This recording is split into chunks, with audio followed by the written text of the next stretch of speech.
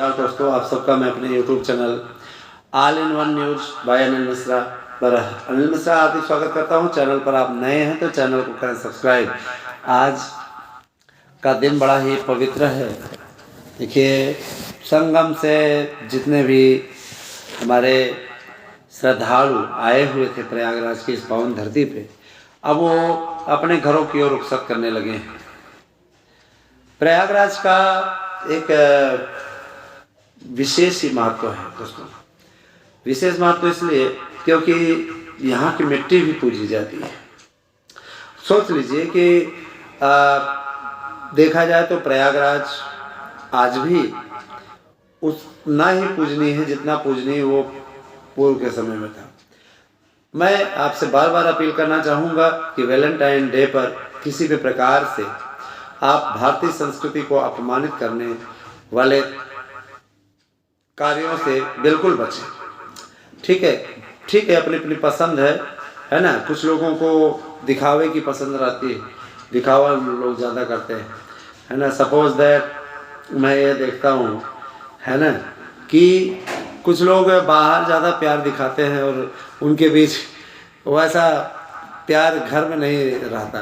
तो ऐसा चीज़ नहीं रहना चाहिए। भारतीय संस्कृति का पालन करते हुए खूब प्यार कीजिए, प्यार में कोई खोट नहीं होना चाहिए, है ना। लेकिन थोड़ा सा बच बचा करके, क्योंकि आप अच्छे तरीके से जानते हैं इस चीज़ को कि पुलिस भी इस समय सक्रिय है ना, इन सब चीज़ों पे, है ना। हालांकि रोक नहीं है, लेकिन सार्वजनिक स्थानों पर अश्लीलता फैलाना भी एक बहुत बड़ा अपराध है। इस पर ध्यान दीजिएगा दोस्तों। आइए मैं आप लोगों के लिए बड़ी जानकारी देता हूँ। देखिए, प्राइमरी भर्ती एक ऐसी भर्ती है जिसकी में हर साल अभ्यर्थी इंतजार करता है कि प्राइमरी भर्ती आएगी, प्राइमरी भर्ती आएगी। और प्राइमरी भर्ती के लिए इस समय सर्वोत्तम प्रयास हमारी टीम कर रही है दोस्तों।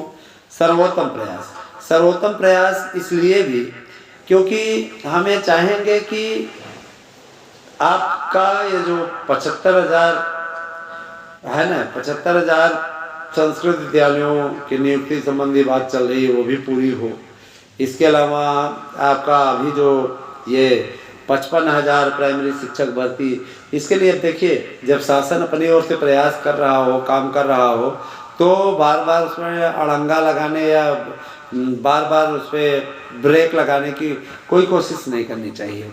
ठीक है, शासन के स्तर से फाइलें खुली हुई हैं, कार्य हो रहा है, सबको एकदम मास्टर स्ट्रोक खेलने के लिए तैयार है सरकार। तो जाहिर सी बात है कि आप तक बम्पर भर्तियाँ पहुँचेंगी। देखिए, नए आयोग के गठन होने का इंतज़ार अब बहुत जल्दी आप लोगों को दिखाई देगा कि बहुत जल्दी, है ना, इंतज़ार समाप्त हो चुका है और आप के लिए नए आयोग की अधिसूचना। देखिए, मेरी जानकारी के अनुसार तो आज नया आयोग जो है होली के पहले गठित हो जाएगा। पूरा इनके पास कार्यक्रम है। और आपकी परीक्षाएं जो हैं वो मार्च में भी करा सकते हैं, अप्रैल में भी करा सकते हैं। नया आयोग गठित होने के पश्चात परीक्षा तिथियों के विषय में चर्चा हो पाएगी, तभी कुछ हो पाएगा। क्योंकि हम लोगों ने जब चर्चा की कि सर आपने मार्च की बात की थी, तो उन्होंने कहा अभी मार्च आया क्या। मार्च के लिए प्रस्तावित डेट है, प्रस्तावित डेट पे आप लोगों को पेपर कहेगी हो जाएगा। लेकिन हम लोगों ने ये कहा कि 60 दिन पहले कम से कम अभ्यर्थियों को बताया जाना चाहिए कि उनका पेपर है, क्योंकि पिछली बार बहुत से अभ्यर्थी तैयारी नहीं कर पाए थे। देखिए दोस्तों, हम ये चाहते हैं, अब देखिए जैसे मैंने देखा है कि आप लोग फेसबुक पे कोई पोस्ट आती है ना, फेसबुक पे कोई पोस्ट आती है, वहाँ पे क्या होता है, फेसबुक पोस्ट करने के बाद वहाँ पे लोग हजारों संख्या में उमड़ पड़ते हैं। किसी ने पोस्ट कर दिया, हमने ये याचिका कराई, ये कराया, वो कराया, उसको पैसे देने की होड़ मच जाती है और बाद में आपसे कोई संपर्क नहीं। इस तरह का कार्य नहीं होना चाहिए, गलत बात है। ठीक है, लेकिन कुछ लोगों को इसमें कोई फर्क पड़ता नहीं है दोस्तों। वो अपनी गति से कार्य करते रहते हैं और बहुत से लोग उनके सपोर्टर भी रहते हैं, बाद में उनको पछतावा होता है। इस प्रकार कार्य नहीं करें। देखिए, मैं ये चाहूँगा कि आप लोग अच्छा करें और उसके लिए बेहतरीन मंच है आपका दोनों हमारा YouTube चैनल। चाहे तो आप इस पे जुड़ करके अब अपनी अध्ययन सामग्री भी आप लोगों को क्लास भी चल रही है, क्लास इत्यादि से रिलेटेड चीज़ें भी आपको बताई जाती हैं, है ना।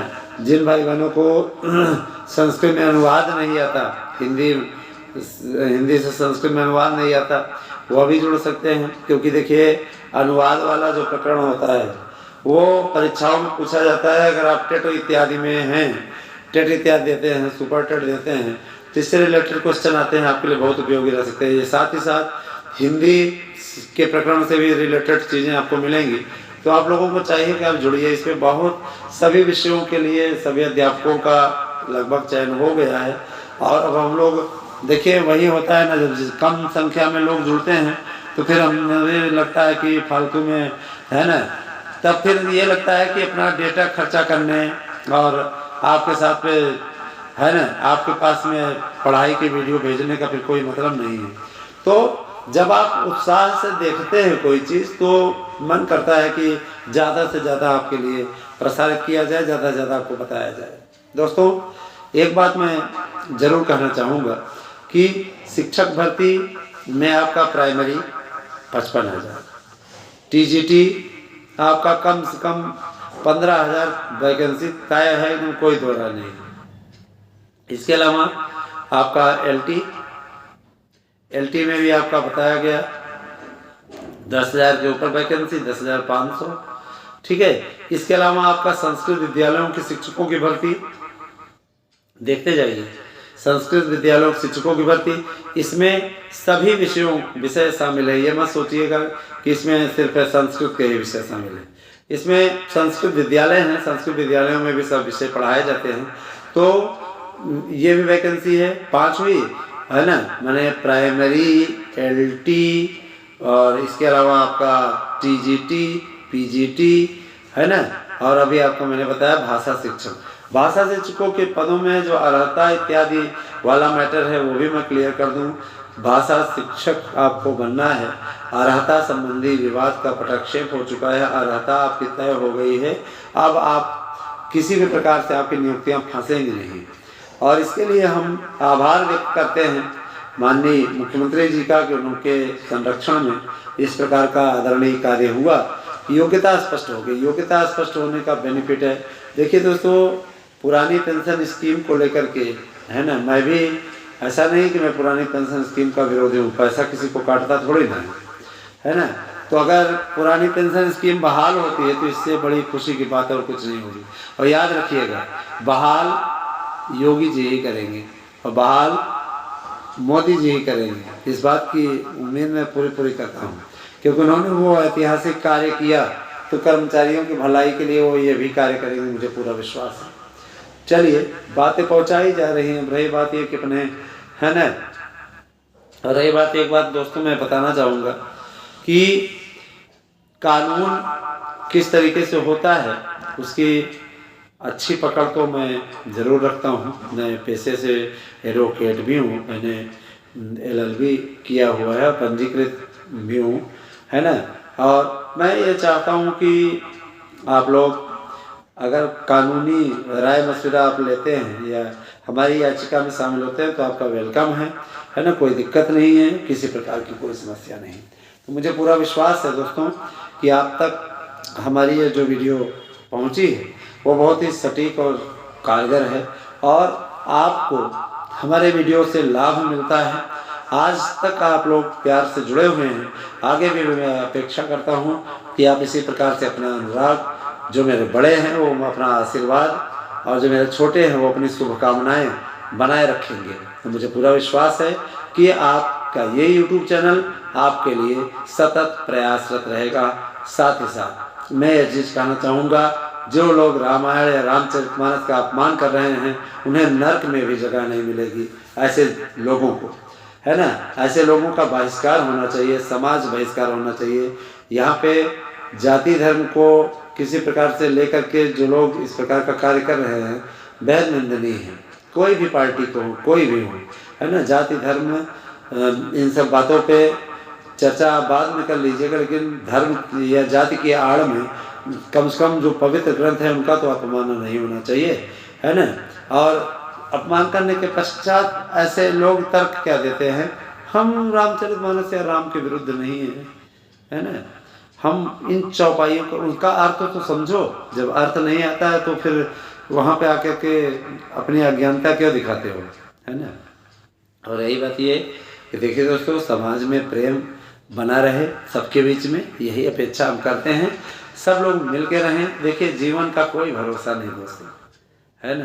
तुर्की में कितना तेज भूकंप आया बताइए। देखते देखते हजारों की संख्या में लोग मौत की नींद सो गए, है ना। कितने दुखद घटना। किसी भी देश में इस प्रकार की घटना वास्तव में हृदय विदारक होती है और मन को पीड़ा पहुंचाती है। तुर्की में जो घटना घटी है बहुत ही पीड़ादायक, बहुत ही कष्टप्रद है ना। ईश्वर उन सब के आत्मा को शांति प्रदान करे जो लोग उसमें मृत हुए हैं। चैनल हमारे ओर से, चैनल की ओर से हम श्रद्धांजलि अर्पित करते हैं उन सभी को जो इस हादसे में मारे गए हैं। तो दोस्तों चलिए ठीक है, आप सबका बहुत आभार कि आपने पूरे वीडियो को धैर्यपूर्वक देखा।